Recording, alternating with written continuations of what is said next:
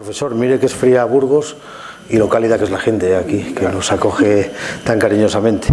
Muchas gracias al Museo de la Evolución Humana y a todos ustedes por acudir aquí. Yo no hago ningún favor, yo estoy encantado de poder estar primero con ustedes y sobre todo de acompañar aquí al profesor Santos Juliá en la presentación de este libro. Lo que vamos a hacer es sobre todo escucharle a él y sobre todo que ustedes le puedan escuchar y que además le puedan preguntar, como hacemos otras veces que hemos venido aquí con este tipo de obras. Claro, cuando alguien tiene un libro como este, la Transición, se llama Transición, yo recuerdo que había una gran obra divulgativa sobre la transición, que además es verdad que se hizo muy al principio y seguramente sin todos los ingredientes de análisis de conocimiento. Estoy hablando de la transición de Victoria Prego, que surge precisamente de una serie de televisión en la 1 y luego surge el libro. Es verdad que este libro se hace más tiempo después, seguramente con muchos más ingredientes de reflexión, pero además nace con un concepto distinto, ¿no? No quiero ir adelantando. En cualquier caso, en este libro nadie va a destripar el final, no es una novela policíaca, ni vamos a destripar nada de lo que haya ahí. Nace con un concepto distinto y es el hecho de que la transición no nace en lo que nosotros conocemos como la transición, que es el paso del franquismo a la democracia, sino que el profesor Santos Juliá defiende que la transición nace casi desde el 37, cómo poner fin al periodo de la guerra civil, el periodo de la transición, de unificar las dos Españas que dividió aquella contienda. Esa es un poco la tesis que maneja él, y es verdad que luego a lo largo del libro va desgranando pormenorizadamente los sucesos y acontecimientos que tuvieron en la política española. Claro, él maneja un concepto y dice que la transición no es un concepto histórico, es un concepto político. Por eso seguramente hoy hablaremos aquí mucho de política, tanto como de historia, o más de política que de historia. Yo no me siento muy distante a él, aunque en sabiduría me siento años luz de él, seguramente, pero al final un historiador no deja de ser en parte un periodista. Un periodista no es un historiador, pero un historiador sí es un periodista, ¿no? Que relata los hechos, los acontecimientos de una forma seguramente más sosegada, más mesurada y con más ingredientes para el análisis, como decía yo ahora. Y en cualquier caso, no voy a glosar yo a Santos Juliá, porque quienes han venido aquí le conocen de sobra. Es un prestigioso historiador con una carrera amplia, con un montón de publicaciones relativas a historia. En cualquier caso, ustedes lo conocen, no es la labor hoy glosar aquí a nuestro compareciente, a nuestro autor.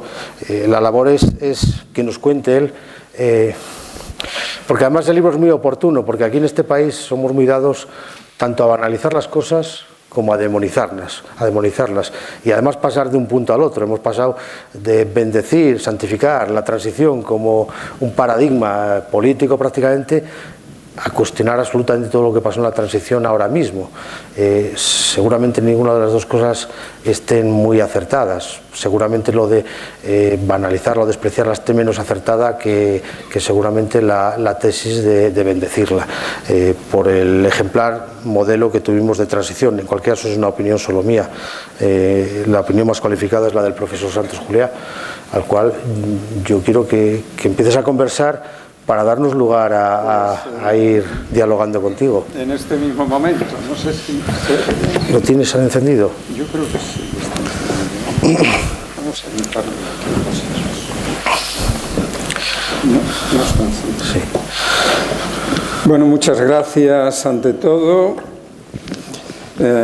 Gracias por tu presentación y tu amabilidad, y al museo y bueno, y a todos ustedes, que vamos a participar en un rato de charla y de conversación en torno a este libro que no se titula La Transición, sino Transición. Yo quería resaltar desde el primer momento que el libro no se limita al periodo de tiempo que conocemos como la transición, es decir, a partir de la muerte de Franco hasta, digamos, ahí hay discusiones, hasta que se aprueba la Constitución, 1978, que se aprueban los estatutos de autonomía como parte del bloque constitucional, y sería entonces hasta 1983-84, o bien hasta que entramos en la Comunidad Europea, que al fin y al cabo era una de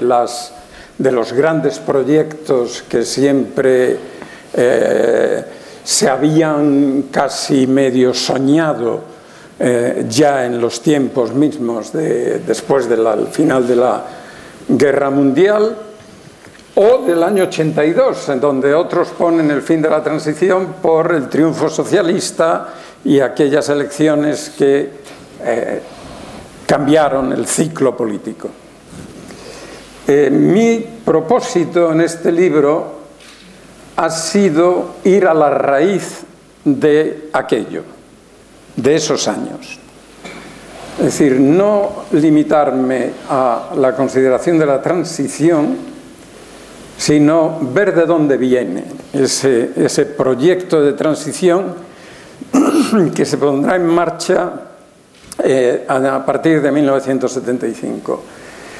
Y transición, y entonces buscando desde cuándo se utiliza en política el término de transición, a mí me aparece por primera vez en 1937, utilizado por el presidente de la República, Manuel Azaña, en conversaciones que tiene con embajadores, sobre todo con el francés y el británico, con los ministros del gobierno, con quienes van a visitarle al Palacio Nacional.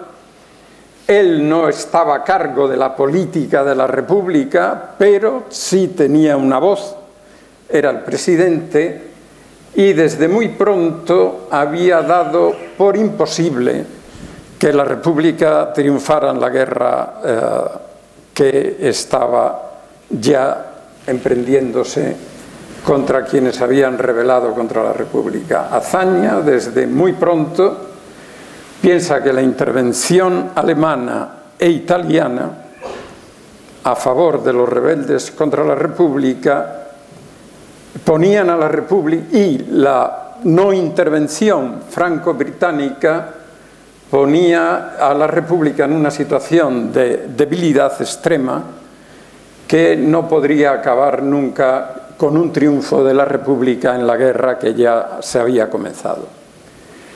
Y entonces su pensamiento para poner fin a esa guerra consistía en implicar de alguna manera a Francia y a Gran Bretaña, a las que consideraba amenazadas si dejaban triunfar a alemanes e italianos en suelo español, para que intervinieran y obligaran, en cierto modo, a Italia y Alemania, y ya cuando ya este plan se va exponiendo a todos los que estaban combatiendo, a todos los combatientes extranjeros en suelo español, obligarles a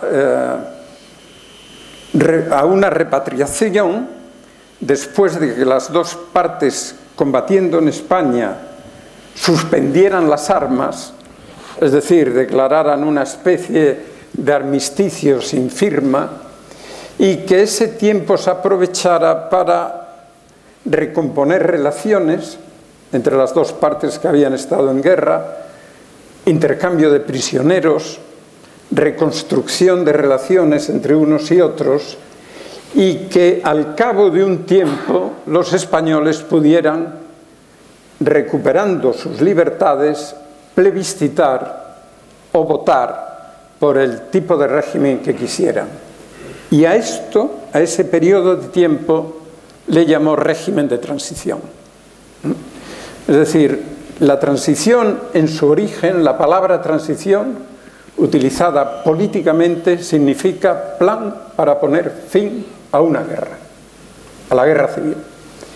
Ese mismo proyecto, muy parecido, en el año 37, lo ponen también, sin una relación con Azaña, no me consta.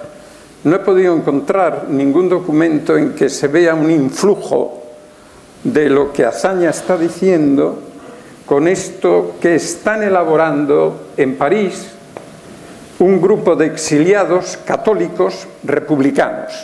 Ahí está Alfredo Mendizábal, está José María Semprún Gurrea,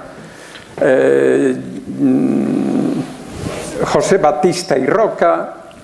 Es decir, es un grupo que está formando un comité para la paz civil y religiosa de España y propone lo que ellos llaman un plan de transición.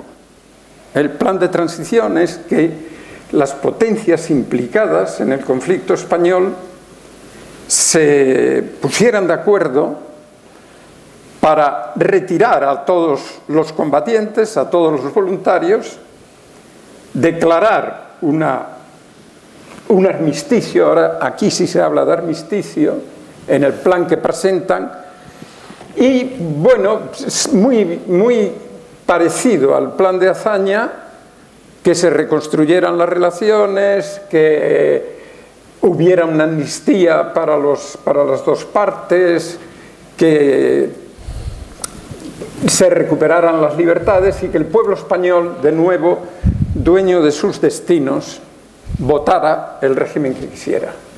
A esto le llamaron plan o proyecto de transición. ¿Qué fin tuvo eso? Pues y su finalidad era naturalmente clausurar, poner fin a la guerra civil. Bueno, esto se presentó en el Foreign Office y se presentó en el Quai d'Orsay, es decir, en el Ministerio de Asuntos Exteriores francés. Se presentó a Alemania, a Italia y a la Unión Soviética. El plan era que las 5 potencias intervinieran para acabar esta guerra que estaba durando mucho y que era una guerra tremenda. Hubo un momento favorable que fue en mayo de 1937, en la coronación de Jorge VI, en la que el enviado de la Santa Sede a esa coronación, un arzobispo, el secretario de la Congregación de Asuntos Eclesiásticos Extraordinarios, Giuseppe Pisardo, le presenta a Haydn este plan. Y simultáneamente Julián Besteiro, de parte de Azaña, se lo está presentando también. Y el Foreign Office inicia una ronda para ver qué responden los embajadores respecto a las posibilidades de iniciar un proceso que condujera a este resultado. Bien, las respuestas de los encargados de negocios y de los embajadores es muy pesimista. El tipo de guerra en España, le dice el encargado de negocios en España en un despacho al Ministerio, al Foreign Office: los españoles combaten to the knife, hasta el cuchillo, hasta la muerte, y es imposible aquí iniciar siquiera un procedimiento de paz. Y el cardenal Pisardo tiene una entrevista con el representante oficioso de la Santa Sede en España, el cardenal Gomá, cardenal de Toledo. Tienen una entrevista en Lourdes, se quedan citados después de este viaje, y el cardenal Gomá le dice: miren, ustedes en el Vaticano no han entendido la naturaleza de la guerra de España. La guerra de España no puede acabar en una paz, tiene que acabar con un vencedor y un vencido. Y esta es una guerra de exterminio. Cualquier paz sería frágil, débil, es imposible. Los españoles están en guerra y la guerra tiene que acabar, como le digo, en un vencedor y un vencido. Y bueno, no se supo más ya de este plan de paz.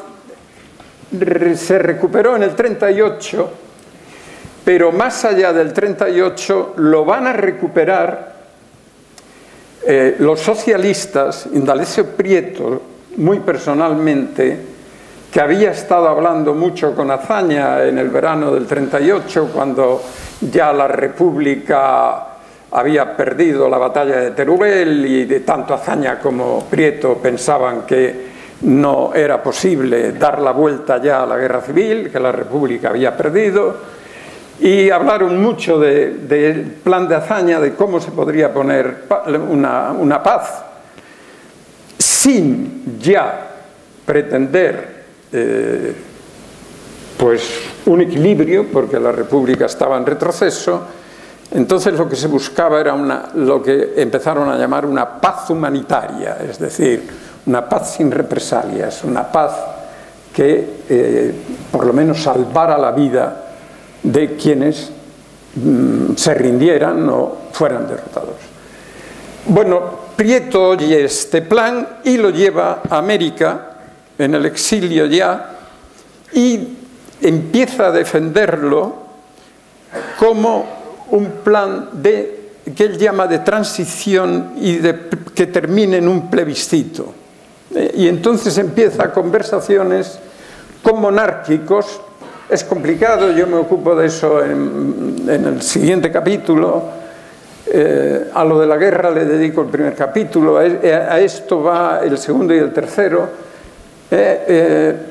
En concreto, resumiendo mucho, Prieto entra en negociación con Gil Robles bajo la tutela, de nuevo, del Foreign Office.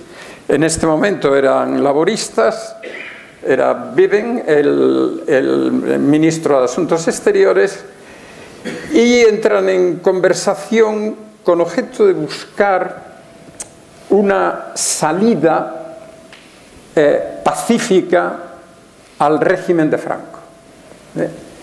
Fijaros que acaba la guerra mundial, Alemania e Italia están derrotadas, Hitler y Mussolini están muertos y el régimen de Franco había sido, bueno, si no aliado demasiado activo, sí, suficientemente aliado con Alemania e Italia. Nadie comprendía que las Naciones Unidas y las potencias aliadas, las potencias vencedoras en la Segunda Guerra Mundial, permitieran que Franco quedara al frente del Estado español.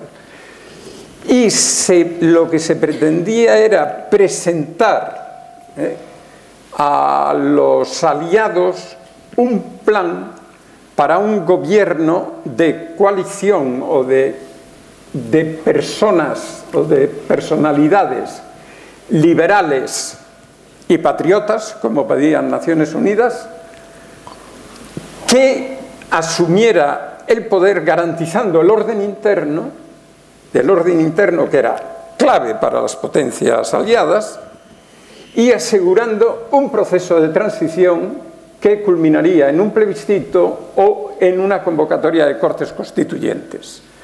Digamos, una manera de resolver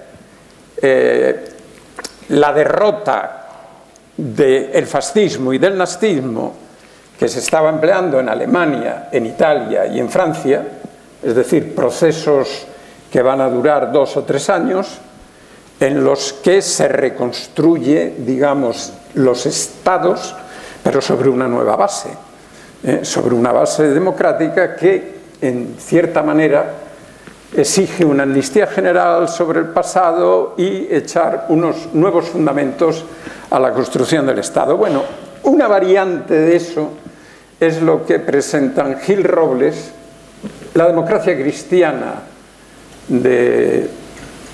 monárquica, que lo que pretende es la restauración de una monarquía, junto con el Partido Socialista, en un plan de 8 puntos que comienza con una amnistía, devolución de libertades, reconocimiento no solo de libertades individuales, sino reconocimiento de partidos, sindicatos, libertades colectivas, una dirección de incorporar a España a la nueva Europa que está surgiendo y que culminaría con unas elecciones generales que dieran lugar a un plebiscito bajo un gobierno provisional que conduciría todo ese proceso. Este plan, bueno, aquí se les habló de los traidores, los forajidos, una alianza de masones con comunistas, etc. Y los aliados no tomaron ninguna decisión y ese proyecto quedó como en suspenso. No es que nadie lo anulara, quedó en suspenso y va a reaparecer años después por la mediación del movimiento europeo va a desaparecer años después en el Congreso, en el Coloquio de Múnich, en 1962. Que es prácticamente lo que piensan los socialistas y los monárquicos en el 48, que a su vez es una variante de lo que pensaron Azaña y estos grupos de los comités por la paz civil y religiosa en París y en Londres. El elemento central de este plan es que sería necesaria, si no una intervención armada exterior, sí una fuerte presión externa que obligara a Franco a dejar la jefatura del Estado en manos de un regente, de una junta, que se desplazara, un desplazamiento de Franco por una acción exterior. Eso se piensa en el 37, se piensa en el 48 y se piensa en el 62. Sería la última expectativa de que Francia, Gran Bretaña o Estados Unidos harán algo para acabar con esa anomalía española de un régimen venido directamente de la guerra. Esa expectativa se disuelve, finalmente los restos que quedan de esa expectativa se disuelven en 1962. Y esos son los primeros planes de transición. No sé si hacer un alto aquí para alguna... No, podemos queréis intervenir o decir... Venir más a... Bueno, a mí me pide, porque eso todo lo relatas en el libro, maravillosamente, y como decíamos al principio, tú dices que es un concepto no histórico, sino político, el de transición. De hecho, en el libro el subtítulo llama la atención, porque dice historia de una política indeterminada, no de la política española 1937-17, sino de una política, una forma de entender la política o de conceptuar la política.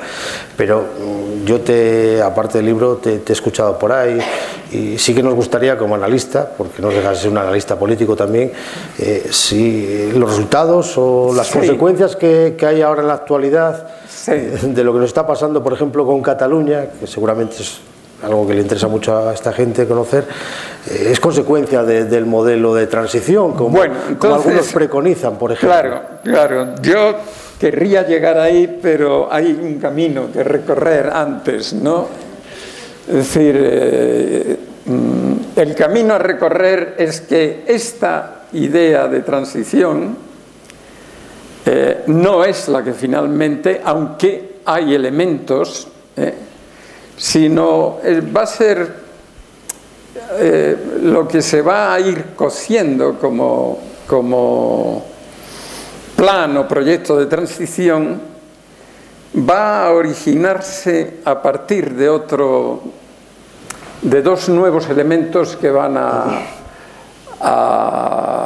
impulsar la política de oposición al régimen a partir del año 56. El año 56 es clave para esta historia, porque el año 56, por una parte, aparece una nueva generación, es la generación de hijos de la guerra, aparece esta generación en la universidad, que,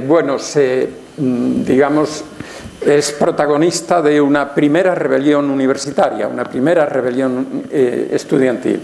Es febrero de 1956 y, curiosamente, es gente que tiene 23, 22, 21 años, van a publicar y van a, más que publicar, a imprimir y repartir un manifiesto en que se presentan como nosotros, hijos de los vencedores y de los vencidos. Es decir, hay ahí en esta generación una mirada atrás sobre la guerra. La guerra empieza a ser considerada como una inútil matanza fratricida, empleo el lenguaje de ellos, la necesidad de clausurar una guerra, la necesidad de acabar con la divisoria entre vencedores y vencidos, por eso nosotros, hijos de vencedores y vencidos. Y esa mirada hacia atrás, hacia la guerra, que es muchas veces memoria muy personal de lo que le ha ocurrido a sus familias. Es gente a quienes sus padres o familiares han sido en muchas ocasiones asesinados, bien por rojos o bien por fascistas, y que se encuentran en la universidad y que empiezan a demandar libertades. Eso ocurre por primero la libertad de organizarse libremente en sindicatos. Hay una demanda de libertades que surge de su primera experiencia política, pero surge también de esa decisión de clausurar la guerra y de iniciar lo que el Partido Comunista en 1956, en su decisiva para toda esta historia resolución de agosto, llama reconciliación de los españoles. La política del Partido Comunista, que había sido otra muy distinta en periodos anteriores, da un giro en el año 56 por varias razones, y en la resolución de agosto, que ya se conoce en junio y en julio, aboga por poner fin a la guerra civil, una reconciliación, una amnistía, y son, en esa resolución y en otras posteriores, los primeros que hablan de una transición pacífica de la dictadura a la democracia. Esta expresión, con estas 5 palabras, transición pacífica de la dictadura a la democracia, es original del Partido Comunista en sus resoluciones del 56 y del 57. Y esa resolución va a tener una acogida a partir de los años 60 en la nueva generación, pero también en la convulsión que va a sufrir el mundo católico a partir del Concilio Vaticano II y de la nueva salida, digamos, a la esfera pública de grupos políticos. Ahí está Ridruejo, ahí está Tierno Galván, ahí está Joaquín Satrústegui, es decir, monárquicos, antiguos falangistas, socialdemócratas, demócratas cristianos de izquierda, que van a ir elaborando un proyecto de transición que ya no espera nada del exterior. Es decir, que digamos, lo decisivo de esta nueva visión es que serán los mismos españoles los que o bien hacen avanzar el proceso o no transitarán nunca de una dictadura a una democracia. Bueno, esto ocurre con la gran transformación de la sociedad española en los años 60, no me puedo parar en esto aquí, pero lo que sí es sustantivo en esta nueva política es que la transición se concibe como un espacio, como la conquista paulatina de espacios y de ejercicio de las libertades en todos los resquicios que el régimen permite o abre o surgen por las mismas luchas internas del régimen, en todo lo que se refiere al movimiento vecinal, a sindicatos clandestinos pero que actúan a cara descubierta, en estos grupos políticos que se reúnen de manera que, en fin, siempre buscan la forma no digo de burlar a la policía, que sabe perfectamente todo lo que se hace, pero en fin, de no romper de tal manera la legalidad que esto les cueste la cárcel, o arriesgando. Ahí hay un gran espacio entre quienes arriesgan mucho menos y quienes arriesgan más. Naturalmente, quienes están más en la lucha por la conquista de las libertades, los clandestinos y además ilegales, esos están arriesgando y van a la cárcel y son torturados. y algunos mueren también en enfrentamientos o son asesinados directamente, como le ocurre a Julián Grimao en el año 63. Quiero decir que se amplía bajo la idea de que lo que pase después de Franco será lo que se vaya conquistando ahora. El después de Franco, ¿qué? Que es una pregunta que se hace Ridruejo en 1961 y que se hará Carrillo en 1965. Después de Franco, ¿qué es ahora? Conquistemos las libertades allí donde sea posible. Y entonces se experimenta una movilización, por ejemplo, de estudiantes en los que los conventos se convierten en lugares en que los estudiantes crean sindicatos libres, o los sindicatos que se reúnen en parroquias, en edificios parroquiales, o el movimiento vecinal, o los colegios profesionales, de manera que eso va creando una cultura política que al final se va a expresar, y paso a la ya realización, se va a expresar en un lema con tres columnas fijas. ¿Qué es la transición a la democracia? La transición a la democracia, para toda esta movilización que tiene lugar en los años 60, es libertad, amnistía y estatutos de autonomía. Primero fue libertad y amnistía. Libertad es la mirada hacia el futuro, es la recuperación de todas las libertades: libertad de expresión, libertad de reunión, libertad de asociación, libertad de sindicación, libertades de partidos políticos.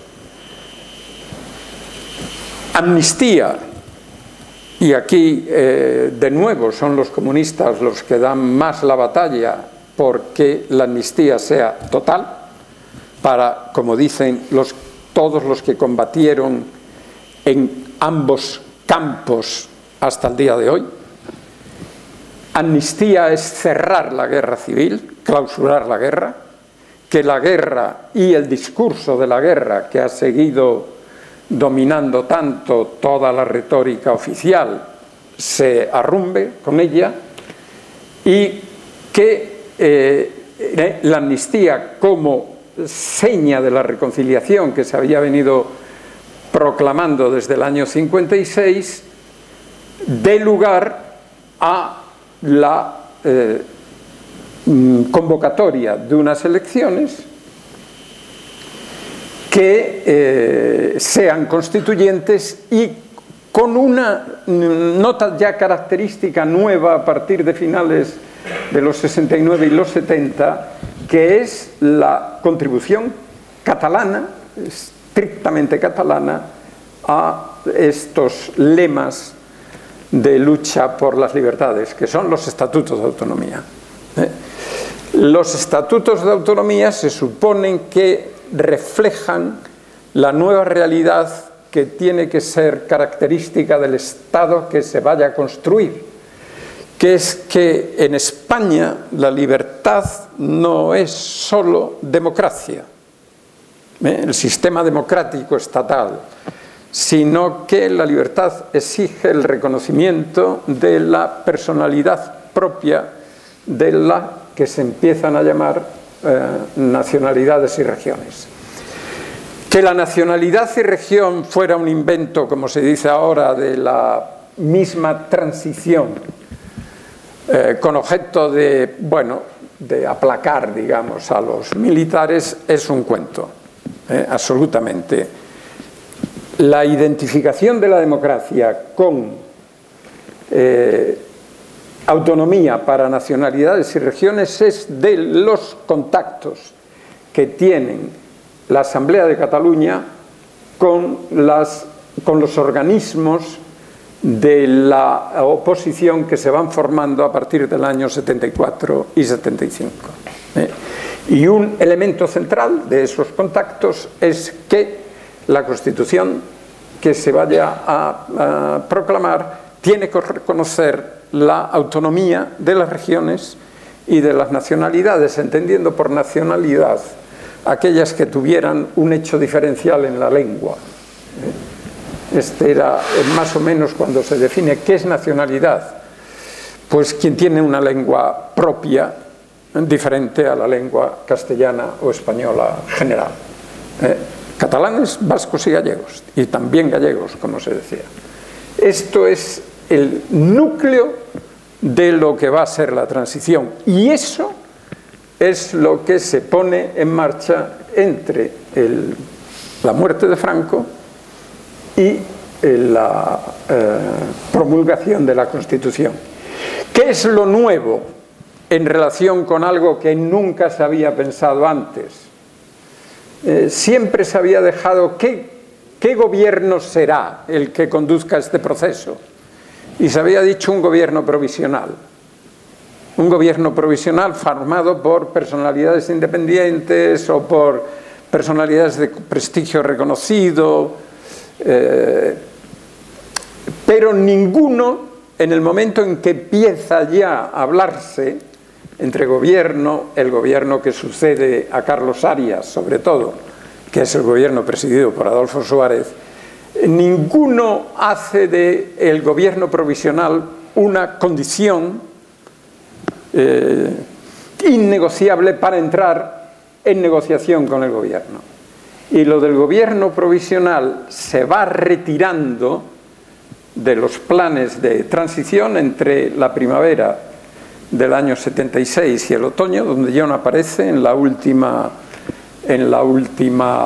elaboración de los pasos que era preciso dar, que lo hace la plataforma de organismos democráticos, donde está representada toda la oposición en unas reuniones que se tienen en Madrid, y el gobierno va a ser el que ha nombrado el rey, que empieza a llamar a lo que está haciendo transición a la democracia. Es decir, la palabra transición empieza a ser utilizada por Adolfo Suárez para definir los pasos que está dando. Los pasos que está dando es la ley para la reforma política, y a partir de la ley para la reforma política la convocatoria de unas elecciones generales, que en el papel no consta que vayan a ser constituyentes, pero que en la primavera del 77 todo el mundo da por seguro que serán constituyentes. Y eso es la transición. La realización de este plan es la transición. El punto que pone ya en marcha el último, porque las libertades se van recuperando, las libertades de partidos, las libertades de... Bueno, muchos aquí tenéis el recuerdo de cómo se empiezan a dar mítines. Todavía los partidos no eran legales, pero ya no eran clandestinos durante un periodo del año 77. Ya se sabía quién era el comunista. De hecho, se sabía que tal comunista estaba con tal jesuita dando un mitin. Y entonces, bueno, la prensa a eso reacciona de una otra manera. Recuerdo Simón Sánchez Montero con el jesuita Díez Alegría en Madrid, en un mitin. Los mítines que ya van convocando los partidos, lo van convocando sabiendo que te convoca un partido que es ilegal, todavía ilegal, pero no es clandestino porque actúan a cara descubierta. El punto crucial es para lo que se había pensado que era la transición, es el momento en que las Cortes nuevas, vosotros pensar que el hemiciclo, el Congreso, es un espacio bastante reducido, no es una cosa, no es un gran auditorio, es decir, que la gente se ve las caras unos a otros. Y ahí está gente que luchó con el franquismo, está Fraga, pero ahí está Carrillo. En el primer congreso está Carrillo, el secretario general del Partido Comunista, y está Adolfo Suárez, que había sido secretario general del movimiento, y está Felipe González, que había sido secretario general del Partido Socialista, y está Marcelino Camacho y está Xavier Arzalluz, que había sido y que era dirigente del PNV. Y esa gente se está mirando las caras. Como dice Arzalluz, hasta ayer estuvimos en guerra, hasta ayer estuvimos unos contra otros, es el momento de empezar la paz, con la amnistía y empezar una nueva era. Bueno, ese Congreso es el que decide ser constituyente. No estuvo convocado como constituyente, pero se constituye a sí mismo, se define a sí mismo como constituyente y elabora una constitución. Eso es la transición. Esa constitución tiene, en lo que nos afecta, es decir, en Cataluña, en lo que nos afecta hoy, en lo que más nos afecta hoy, afectan otras cosas, pero en fin, que no definió ni qué era nacionalidad ni qué era región, y que no definió tampoco qué comunidades autónomas existían. Lo que hace la Constitución es poner en el título 8º en marcha un procedimiento para que se constituyan las comunidades autónomas. Y eso se va a poner muy rápidamente en movimiento. Los catalanes se adelantan de una manera en la que no todos estaban de acuerdo, pero en fin, que finalmente fue aceptada por todos por el valor simbólico que tenía, que fue, antes de que la Constitución se aprobara, incluso antes de prácticamente cuando se iniciaba el debate, restaurar una Generalitat de Cataluña y poner a su frente, con un decreto gubernamental, a el presidente que heredaba la legitimidad de la República, que era Josep Tarradellas, que siempre se había mantenido como presidente de la Generalitat en el exilio, en una casa ciertamente muy modesta en Francia, y totalmente aislado, sin ningún poder, pero esperando el día en que la Generalitat se restaurara. Tarradellas aceptó la negociación que le proponía Suárez y fue lo que se llamó la instauración de unas preautonomías. Reconocimiento de la Generalitat como un organismo prácticamente vacío de competencias que, sin embargo, se restauraba antes de la Constitución. ¿El valor simbólico de la Generalitat cuál es? Pues que excepcionalmente se restauraba una institución republicana de la República, en la seguridad, naturalmente, de que Tarradellas aceptaba la monarquía, sin duda, en la completa seguridad. Ese es el acuerdo. Y que Tarradellas iba a ejercer su función ateniéndose naturalmente a lo que las Cortes dijeran luego respecto a la constitución de lo que se va a empezar a llamar Estado de las Autonomías. La cuestión es que el Estado de las Autonomías se pone en marcha, hay mucho problema que nos esté aquí, claro, y el ejercicio del poder autonómico se ha efectuado sin que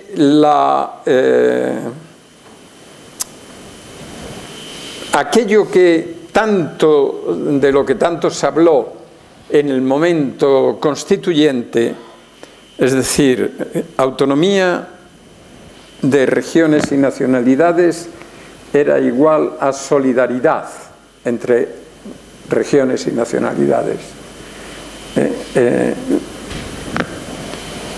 Y lo que se confió, porque el momento así lo pedía, a que sería producto casi, digamos, natural o mecánico de la solidaridad entre todos, sería una argamasa suficiente para que el Estado que se estaba creando, sin necesidad de definirse como un Estado federal, caminara en una dirección federalizante, es decir, transfiriendo poder a esos fragmentos de Estado que son las comunidades autónomas, sin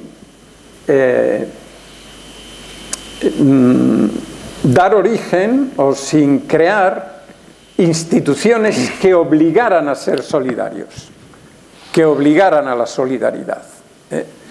Es decir, privilegiando la relación unilateral de cada uno de los poderes autonómicos con el Estado, en lugar de garantizar el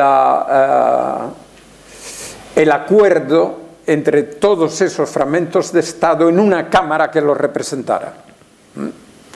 Es decir, nosotros tenemos un Estado de dirección federalizante que no llega a ser un Estado federal. En mi opinión, este es el origen de todo el problema que tenemos ahora. Y, en cierto modo, repite el problema que tuvo la República Española. Porque, en definitiva, lo que hacen los constituyentes del 78, en relación con la Constitución del Estado, es prácticamente un calco de lo que hicieron los constituyentes del 31 con la Constitución republicana. El reconocimiento de las autonomías a medida que las diferentes provincias limítrofes con características históricas, económicas y culturales similares lo fueran demandando. En la República eso llevó más tiempo, de hecho solo Cataluña tuvo un estatuto en funcionamiento a partir del año 32, el gallego es del 36, no empezaron a funcionar ninguno de ellos, los demás, el vasco empieza a instaurarse en plena guerra civil, y el problema que deja abierto, ya entonces esto provocó problemas de relación de Cataluña con el Estado republicano, hay una rebelión catalana en octubre de 1934, y en cierto modo es la misma piedra en la que ha tropezado el discurrir las políticas que a partir de la transición se han puesto en marcha en relación con las competencias que cada una de las comunidades tiene y de su relación con el Estado. Vamos a dejar paso a que la gente te pueda preguntar, pero sí quería yo preguntarte una matización. Según esa tesis tuya, lo que le denominas transición, que arranca desde el 37, con todos esos periodos de intentos, y porque además entiendo que cuando se recoge el testigo de transición en la muerte del franquismo, el paso a la democracia, la gente que lo recoge, cuando hablas de Suárez, cuando hablas de los actores que participaban entonces, eran conscientes de todos estos intentos que había antes. La pregunta mía es, claro, hablas 1937-17, es un periodo político, entiendo que inconcluso, de todas formas, en cualquier caso. En lo esencial sí, hemos encontrado ese espacio, ese marco de convivencia, que era el que se buscaba desde el 37, pero no lo hemos concluido en todos los aspectos.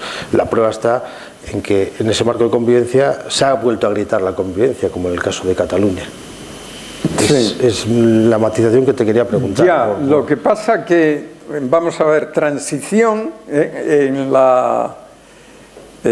indica, claro, bueno, se me vienen... Transición indica un proceso entre un comienzo y un término, ¿vale? Porque no se está siempre en transición. Si ya la situación es permanente, tú no dices que estás en transición hacia otra cosa. ¿De acuerdo? Es decir, que yo, cuando se da origen a otra situación, ya no se está en transición, es esa nueva situación desde la anterior.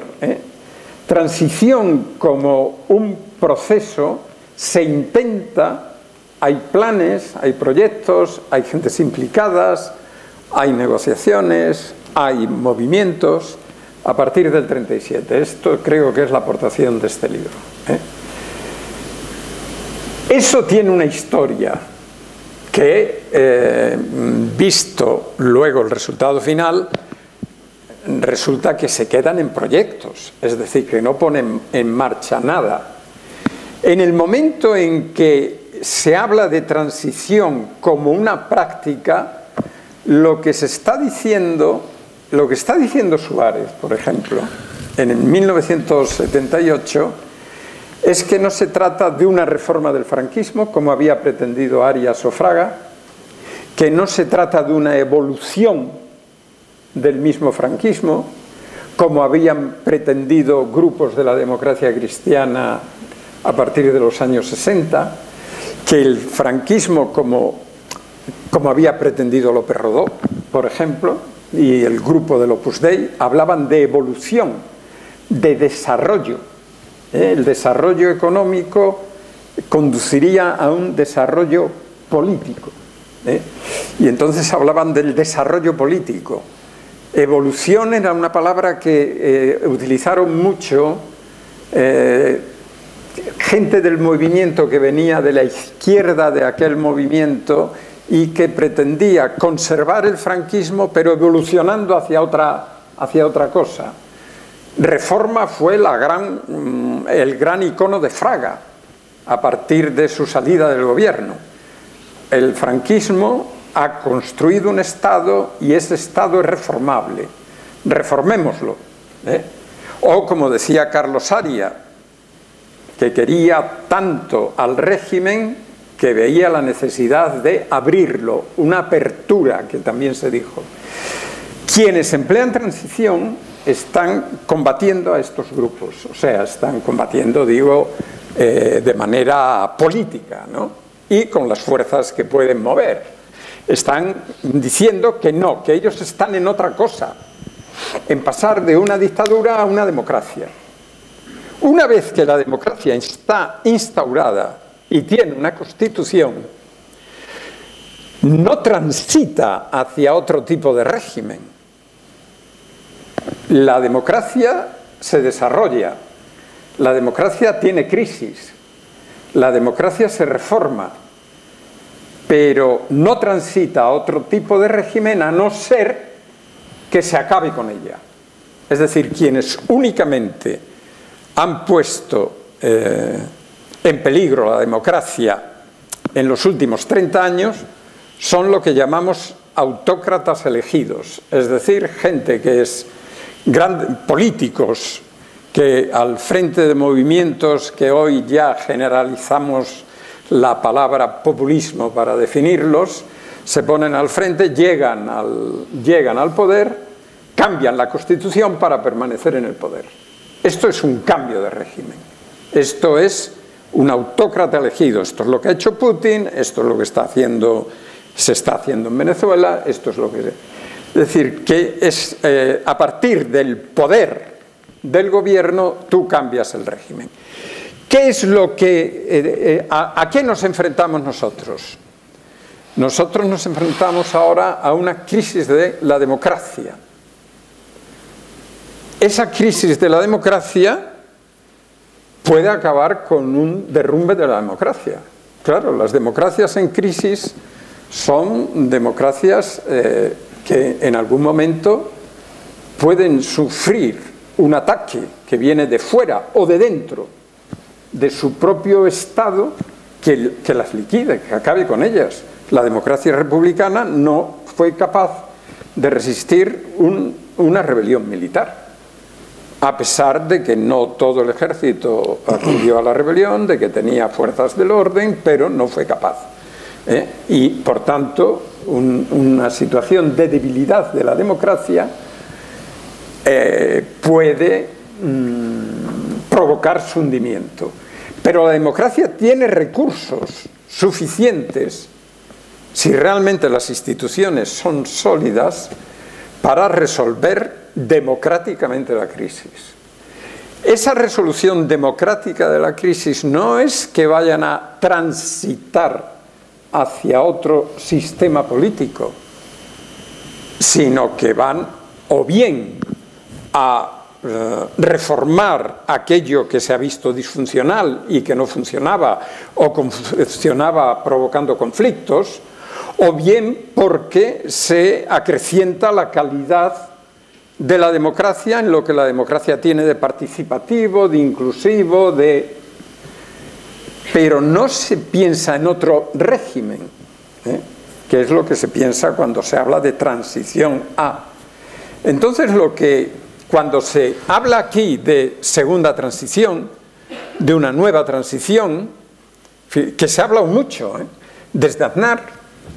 Es decir, segunda transición, a eso le dedico también un capítulo, ¿no?, de cómo se ha utilizado la palabra transición después de la transición.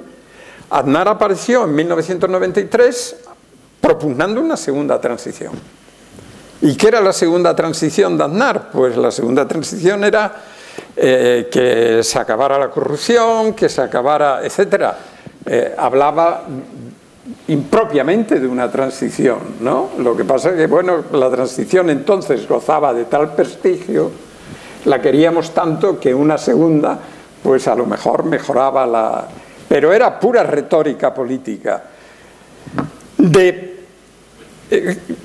segunda transición empezó también a hablar Jordi Pujol, cuando dijo, no por una nueva Constitución, sino por una lectura nueva de la Constitución que permitiera que en España de un estado de autonomías pasara a un estado plurinacional. Esto ocurrió en 1998. Y de segunda o nueva transición han hablado el grupo dirigente de Podemos, Íñigo Errejón, Pablo Iglesias, tuvieron una teoría de una nueva transición. Una nueva transición que, en principio, en un primer momento, en el año 2013, tenía unos contenidos y ahora tiene otros. Pero, en fin, esto es una cuestión que, si queréis, podemos hablar, pero que no entraba en el... Entonces, se habla de transición, de nueva transición, de otra transición, pero de lo que se está hablando, en realidad, cuando se habla de transición, o no se especifica y se queda muy en la retórica, una democracia más inclusiva, una democracia más participativa, o cuando se especifica, lo que se quiere es una reforma de la Constitución.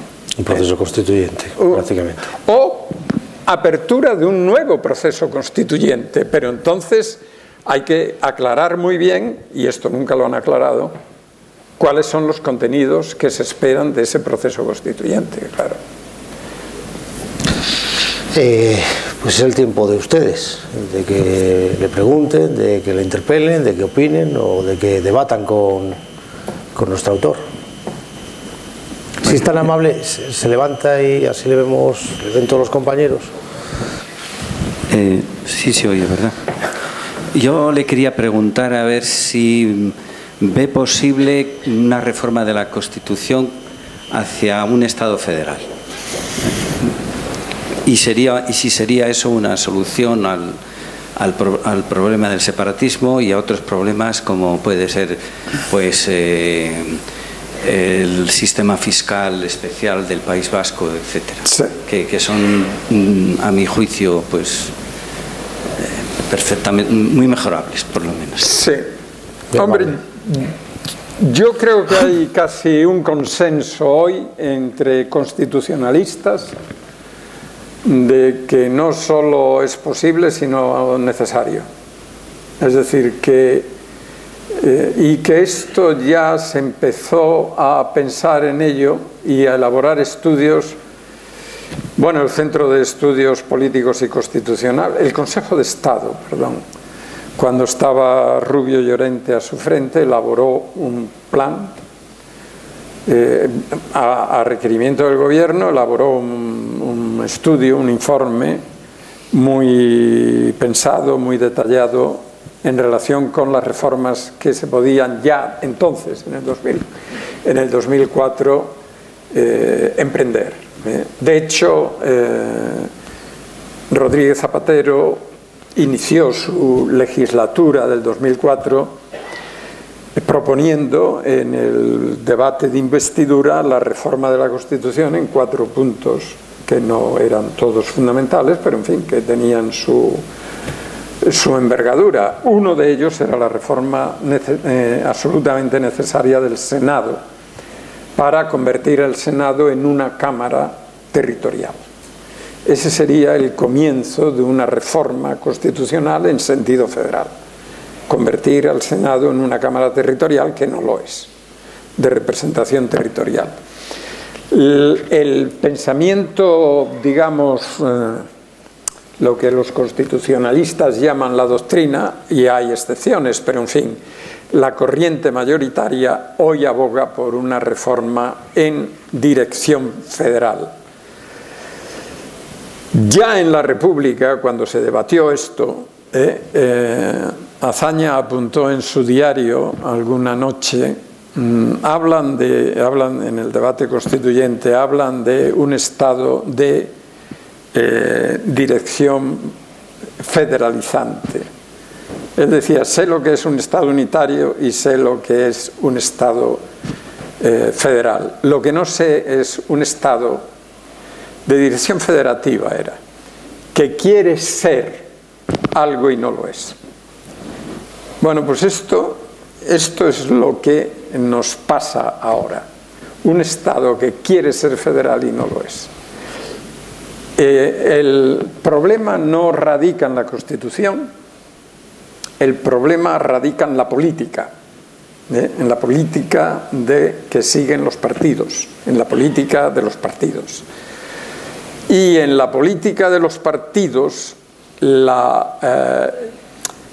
el mayor interés que se ha tenido hasta ahora, la dirección, digamos, de las políticas de los partidos, tanto del Partido Popular como del Partido Socialista, que son los que han tenido mayor responsabilidades en la dirección de las comunidades autónomas, se ha volcado mucho en la identidad de cada región o nacionalidad, en las transferencias a la propia región, en las competencias, en los símbolos, en la construcción de identidades, que en todo aquello que pudiera garantizar la solidaridad entre todas.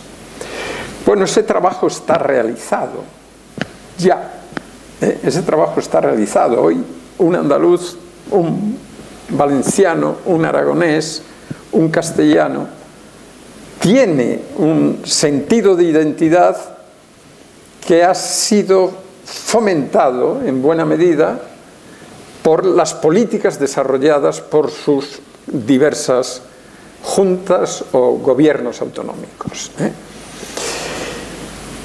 La cuestión ahora es volver a pensar el Estado con lo construido. Y volver a pensar el Estado significa precisamente empujar estas unidades ya constituidas hacia una lealtad federal. Si me pregunta en este momento cómo lo ve, le digo mal. En este momento mal. Mal porque no hay indicios. Hay problemas de doctrina política, hay problemas constitucionales, hay problemas derivados de la transición que son como obstáculo para eso. Ninguno.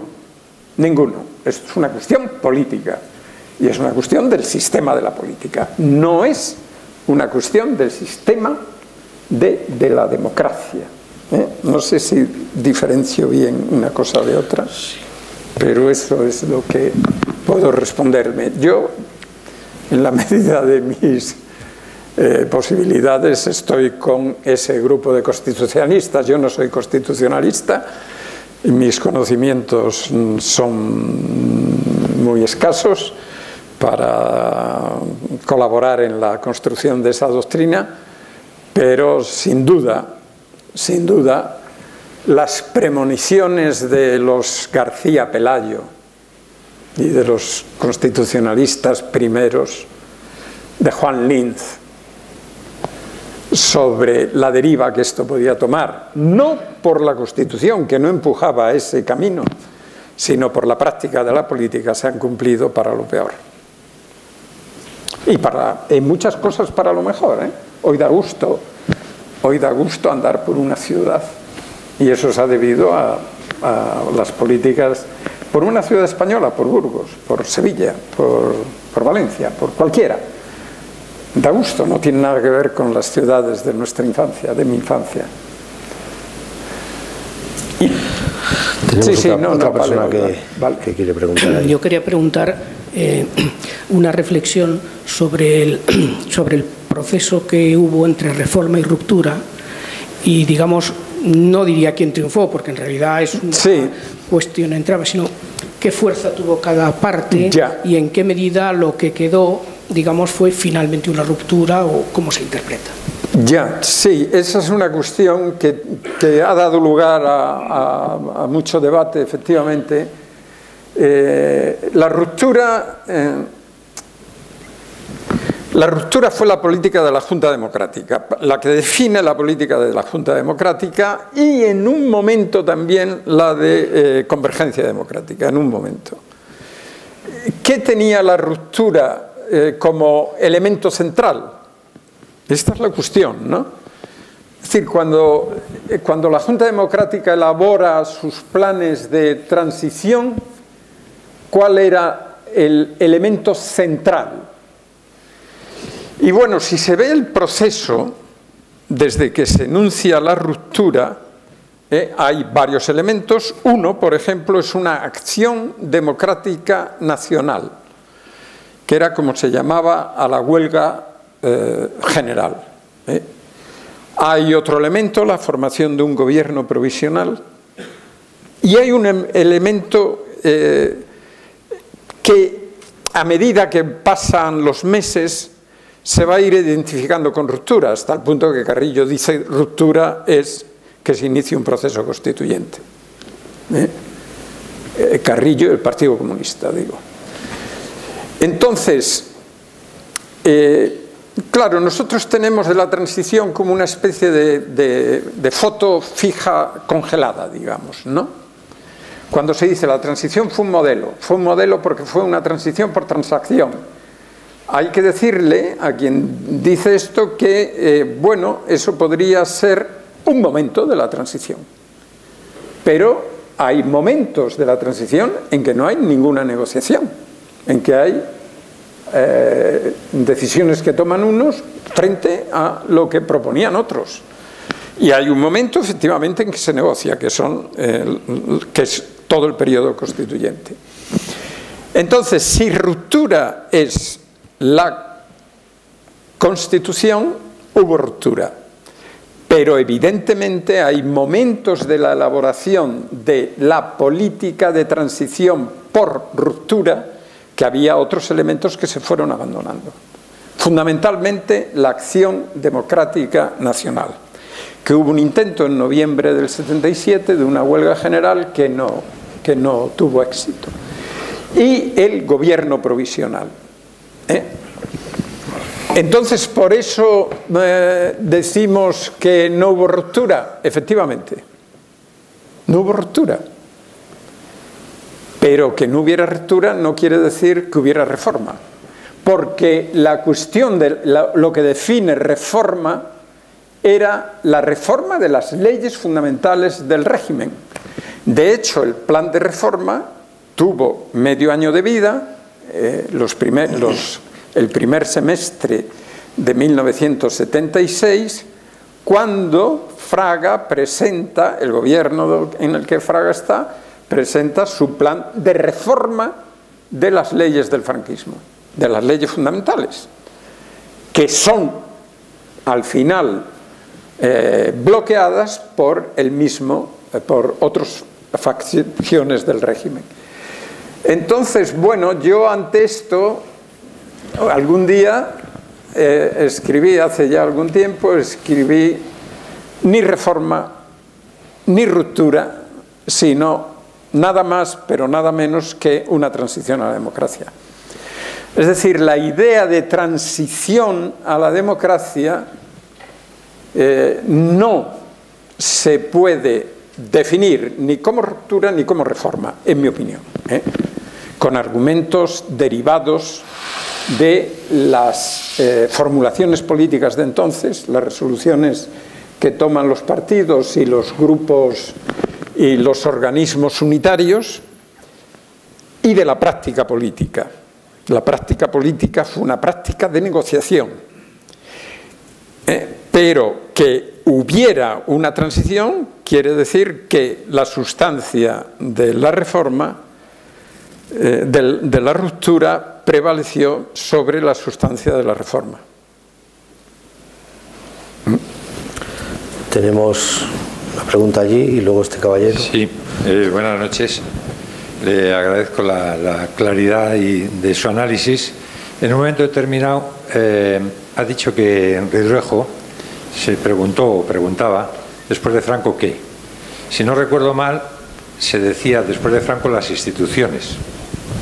Entonces yo no voy a dirigir una pregunta al historiador, sino a la persona. Lo que le voy a preguntar, una curiosidad que siempre he tenido, quizá un poco tonta, lo que le voy a preguntar no se puede constatar con ningún documento, es: en su fuero interno, Franco creía que una vez muerto él, el régimen le iba a sobrevivir, digamos, un poco eternamente, ¿o no? Ya. Bueno, la primera cuestión, sí, fue para mí una sorpresa además, porque el después de Franco que siempre se atribuye a Santiago Carrillo. Es el libro, tituló así un libro que apareció en Francia y que recogía su informe al sexto, no, sería ya, bueno, alguna reunión del Comité Central, me parece, o de un congreso, perdón, porque ahora mismo, y ese informe lo llamó después de Franco qué, pero unos años antes, esto es el 65, unos años antes Ridruejo había publicado en una revista norteamericana, The Atlantic, en el año 61, que había publicado esta revista Atlantic un número especial dedicado a España y con artículos distintos, y Ridruejo envió uno que se titulaba After Franco What? O sea que es la misma pregunta exactamente, no sé si Carrillo la conocía o no, pero es la misma pregunta en inglés, ¿no? Entonces la respuesta del régimen fue, la codificó Jesús Huevos, el director del Instituto de, ¿cómo se llamaba aquello? El Instituto de Estudios Políticos, después de Franco las instituciones. Franco tiene una intervención no es de las últimas porque le quedaba todavía mucho de vida, en el nombramiento de Juan Carlos como heredero a título de rey, en el que, en cierto modo, reduplica algo que le había dicho a los alféreces provisionales en el año 61, diciéndoles que el régimen quedaba atado, el régimen quedaba atado y confiaba en ellos. Era uno de esos discursos a los alféreces provisionales que daba en la Casa de Campo, que había sido un lugar de duros enfrentamientos y donde habían muerto muchos alféreces provisionales, y entonces iban todos los años, y en el año 61 me parece que fue, Franco les dio aquel discurso, el régimen queda atado, esto viene, bueno, toda la retórica, y al nombrar a Juan Carlos heredero a título de rey, le dijo que el régimen quedaba atado y bien atado. Es decir, que redunda en la idea de la atadura del régimen. Nada indica que Franco no creyera hasta el último momento, nada indica ni en su política, ni en lo que hace, ni en lo que Franco creyera que las cosas iban a discurrir de tal manera que los españoles se volvieran a dar otra vez partidos, constituciones, etcétera, porque ese era el daño, el mal de España. Pero hay una conversación de la que da cuenta Adolfo Suárez y que va a verlo como gobernador civil, me parece que era de Ávila, en el momento en que era gobernador civil de Ávila, se presentó así un poco, él era así muy... Y entonces le habló con él y tal, y no sé qué, y tuvo cierta confianza, era un joven, ¿no? Y él cuenta de esa conversación y de una que tuvo algo después, que Franco tenía la seguridad de que después de morirse todo iba a cambiar. Pero yo no me lo creo. Porque esas conversaciones, si no tienen una... Si no se contrasta con algo, y no se puede contrastar con la práctica que siguió hasta el final, con su atadura hasta el final, hombre, que algo la monarquía que iba a venir tendría que hacer, eso lo creía también Carrero, y eso lo creía López Rodó. Es decir, que no eran tan ciegos respecto al Estado que habían construido como para pensar que aquello quedaba inmovilizado eternamente. De hecho, la posibilidad de una reforma de las leyes fundamentales ya la había experimentado López Rodó. La ley orgánica del Estado reforma leyes fundamentales anteriores. Pero esa era la dirección en la que pensaba esa facción del régimen, que hemos llamado tecnocrática o tecnoautoritaria. Eso era lo que pensaba.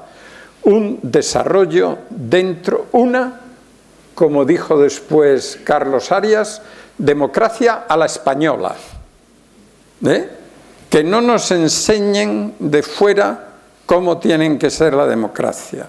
Democracia a la española. Esa fue una teoría que se fue construyendo a partir precisamente de la llegada de estos tecnoautoritarios al poder en torno, bueno, desde 1957 a 1959 y durante los años 60. El supuesto que el desarrollo económico transformaba la sociedad y que implicaba un desarrollo político. Vamos con la última intervención. Yo quería conocer su opinión sobre un problema irresuelto de la democracia española, que es la de los familiares de los asesinados en la República, que están en las cunetas, sí, que el gobierno de Rajoy no han hecho nada por resolver. Había una ley de la memoria histórica que sí. Y si usted cree que eso es reabrir viejas heridas... No lo creo en absoluto. No, nunca lo he creído, no lo creo, y creo que ha sido una... vamos a ver, esto tiene también su historia, 3 minutos para... Esto tiene... cuando se empiezan a presentar demandas de dar un enterramiento digno, primero de localizar y luego de dar un enterramiento digno a quienes todavía están enterrados en fosas, lo que se estaba planteando era una cuestión de Estado, en mi opinión. Y el Estado como tal tendría que responder. Eso al principio lo entienden hasta cierto punto. En el año 2002 el Congreso llega a una resolución unánime en la que parece que se prevé que se va a poner alguna política en marcha para efectivamente atender a esta cuestión. Pero de 2002 a 2004 las relaciones entre los dos entonces grandes partidos se deterioran absolutamente por la guerra de Irak y por alguna otra cuestión, y no se hace nada. Cuando llegan los socialistas y los socialistas traen, junto con Izquierda Unida y con Esquerra Republicana, que se forma una nueva mayoría, traen en su programa dar una respuesta a esta cuestión. Esta respuesta se dilata en el tiempo y lo que se produce es algo que a mí me parece un desvío de la cuestión, una especie de privatización de la cuestión. Por medio de unas subvenciones se empiezan a dedicar subvenciones a asociaciones privadas para que procedan ellas a esta tarea. Esas subvenciones son 2, 3, 4 millones, mientras se elabora una ley de ampliación de derechos de todos aquellos que hubieran sufrido, etcétera, que tiene un título muy largo, un título imposible, y que ha pasado a llamarse Ley de la Memoria Histórica. Pero esa Ley de la Memoria Histórica no pone en marcha ninguna política de Estado para hacer frente a esta cuestión. Y pudo haberlo puesto, y debió haberlo puesto. Hay un informe del Defensor del Pueblo, ya en 2003, y el Defensor del Pueblo en ese momento era Enrique Mújica, era un socialista, pero en fin, me interesa sobre todo la institución Defensor del Pueblo, que recogiendo demandas de estos familiares y de estas asociaciones, pues había propuesto que se empezara una labor de identificación, primero, y de atender después a las demandas de estos familiares para que el Estado emprendiera esta labor. No se hizo, y en el momento de la gran crisis económica las subvenciones empezaron a sufrir lo de todos, de los recortes. ¿Cuál es el error? ¿Cuál es el error fundamental de la Ley de Memoria Histórica que aprobaron no haber atendido a esta cuestión de una manera que el Estado asume? Y asumirlo el Estado quiere decir que allí donde consta que hay un enterramiento ilegal, se cumpla la ley. No tenía que haberse aprobado ninguna ley. No era necesaria ninguna ley.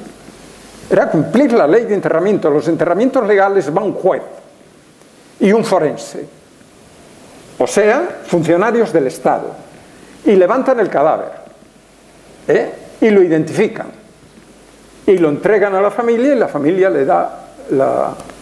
Bueno, esta era mi posición y esto es lo que yo creí que tendría que haberse hecho, y seguimos sin hacerlo.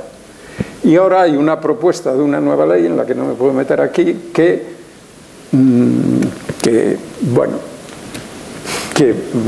vuelve otra vez a debatirse algo que, insisto, no necesita ninguna ley. Basta una decisión del gobierno para que vaya un juez y un forense a levantar cadáveres donde no deben estar enterrados. Simplemente, si esto es así, se le ha dado a esto. Lo que pasa es que cuando el pasado se convierte en un arma de la lucha política del presente, ocurren estas cosas.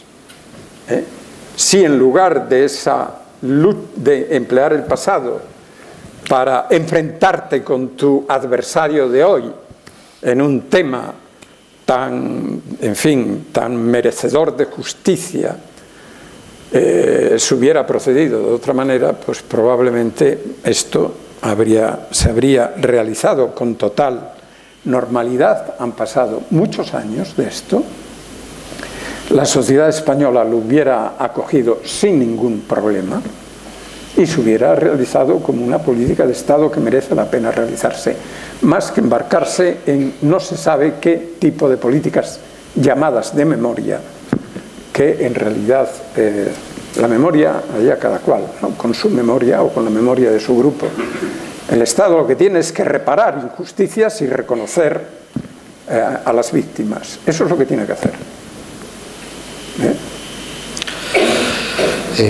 Profesor, pero no, te has puesto muy emocionante ahora. Lo que pasa es que esta gente tiene que cerrar. Hombre, claro, a mí me parece apasionante además el utilizar un asunto pasado de guerra que ha producido tanto daño, tanta crueldad del que hemos todos padecido, utilizar esto como arma política es que realmente es indignante, y no es tan... ahora, además, que ya están localizados todos, no es tanto, ni cuesta tanto, ni se puede oponer un argumento de tipo zafio económico a una cuestión que debían realizar, cuando digo el Estado, que no sea una cuestión de partido, que no sea una cuestión ni siquiera de gobierno, que sea una cuestión de las instituciones del Estado. Esa es mi posición en esto. Bueno, no te indignes porque no queremos que te vayas. Muchas gracias, muchas gracias. Muchas gracias.